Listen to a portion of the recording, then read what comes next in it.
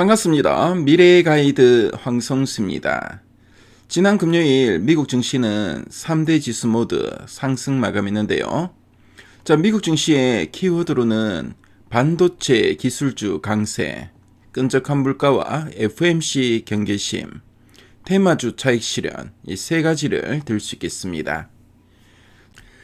미국 증시를 한마디로 말씀드리면 금리 인하 기대서 반도체 등 기술주가 증시를 견인했지만 FOMC를 앞두고 서비스 물가 불안에 테마주 중심으로 차익 실현이 출회했다라고 말씀드릴 수 있겠습니다.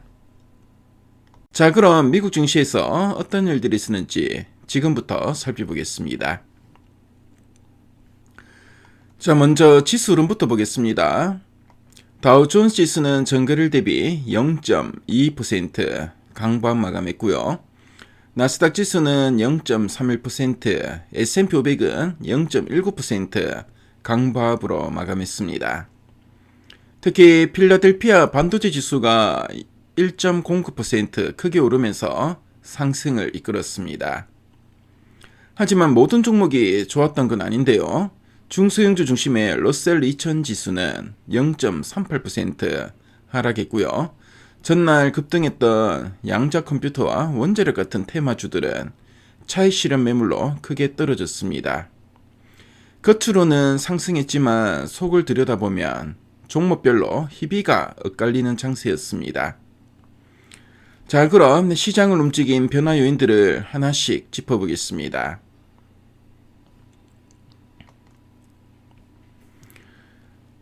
자, 먼저 개인 소비 지출, PC 물가 발표가 가장 큰 이슈였는데요. PC 물가는 연준이 가장 중요하게 보는 물가 지표인데요. 전월 대비 0.3% 오르면서 예상치에 부합했습니다. 하지만 중요한 건 내용인데요. 실질 소비 지출이 물가 변동을 고려하면 제로 성장, 즉 0% 성장에 그쳤고요. 자, 이는 높은 물가 때문에 사람들이 돈을 아끼거나 지출이 늘어도 물가 상승분만큼만 늘어났다는 의미입니다. 고물가 상황에서 소비가 둔화되고 있다는 신호로 볼 수 있습니다. 특히 서비스 물가는 전년 대비 3.4%를 기록하면서 여전히 높은 수준이라는 점이 부담으로 작용했습니다. 자, 시장은 이 끈적한 서비스 물가에 주목하면서 다가오는 FOMC에서 연준이 금리 인하에 대해 조심스러운 입장을 보일 수 있다는 경계심을 키웠습니다. 장 초반에는 금리 인하 기대로 상승했지만 장 후반에는 높은 서비스 물가 때문에 금리 인하 횟수가 줄어들 수 있다는 불안감에 달러와 국채 금리가 상승 전환했습니다. 자, 이런 불안감 속에서도 반도체와 소프트웨어 같은 기술주들은 강세를 보이며 시장을 지탱했는데요. 자, 먼저 브로드컴은 곧 실적 발표를 앞두고 있는데요. 구글의 AI 모델인 제미나이 등의 효과로 실적이 크게 좋아질 거라는 기대감에 상승했습니다. 자, 마이크론은 D램 가격 상승과 HBM 수요 증가 기대로 목표 주가가 $270로 상향 조정되면서 급등했고요. 자, 알파벳과 메타 플랫폼스 등도 AI 학습과 수익화 기대감에 힘입어 올랐습니다. 결국 기술력과 성장이 기대되는 소프트웨어와 반도체가 시장의 불안을 이겨내고 상승을 이끈 하루였습니다.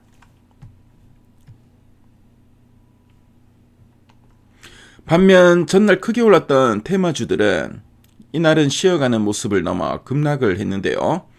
자, 양자 컴퓨터 관련주인 아이온큐와 리게팅 컴퓨팅 등은 최근 급등에 따른 차익 매물이 쏟아지며 하락했습니다.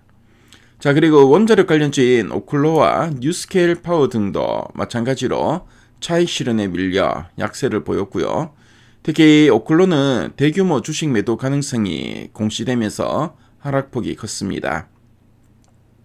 자, 시장이 FOMC를 앞두고 불확실성을 피하려는 심리가 작용하면서 단기간에 많이 오른 테마주부터 매물이 나온 것으로 풀이됩니다. 자, 그럼 업종별 흐름과 특징 종목을 살펴보겠습니다.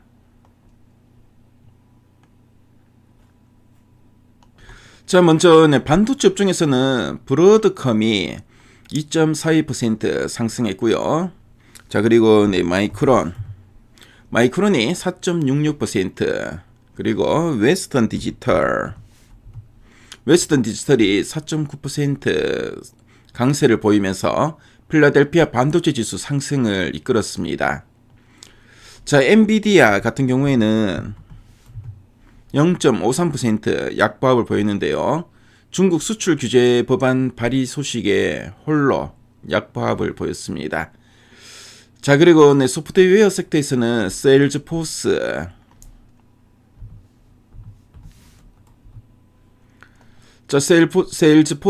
5.3% 강세를 보였고요. 자, 그리고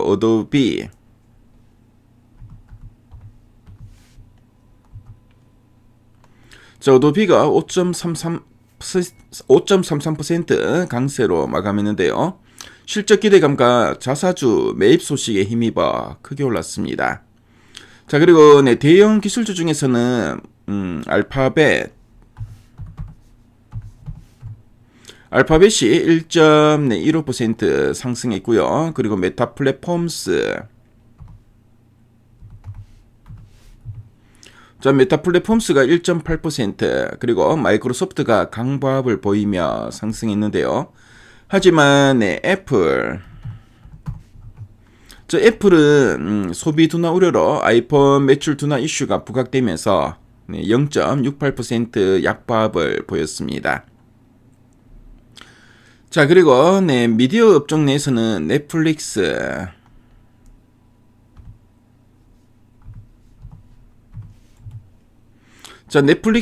2.89% 하락했는데요. 자, 워너 브라더스가 인수 소식에 비용 부담 우려로 하락했고요. 영화관 관련주의 AMC 홀딩스 등도 스트리밍 전환 가속화 우려로 약세를 보였습니다. 자, 그리고 달러 강세와 국채금리 상승, 그리고 현물 ETF 자금 유출 등의 영향으로 비트코인이 크게 하락하면서 관련주의 코인베이스가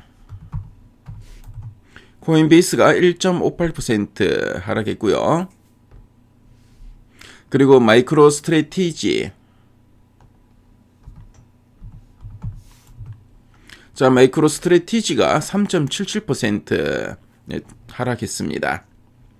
자, 그럼 원자재와 환율을 살펴보도록 하겠습니다. 자, 달러는 장 초반에는 소비 둔화의 금리 인하 기대로 약세를 보였지만 장 후반에 서비스 물가 불안에 다시 강세로 전환했습니다. 그래서 달러 인덱스가 0.01% 소폭의 강보합 보였고요. 자, 그리고 원달러 환율의 1개월물 NDF 가격은 1471원 70전으로 마감하면서 전날 정규전 마감보다 상승 마감했습니다. 자, 그리고 미국 10년물 국채금리는 장 초반엔 하락했지만 서비스 물가에 대한 불안감으로 상승 전환했고요. 자, 그리고 국제유가는 러시아와 우크라이나 관련 지정학적 리스크와 서방의 제재 논의 등으로 전거래일 대비 0.69% 상승했고요. 그래서 WTI가 배럴당 이제 60.08달러를 기록했습니다. 자, 그리고 천연가스는 추운 날씨와 공급 감소 기대로 7% 넘게 급등했습니다.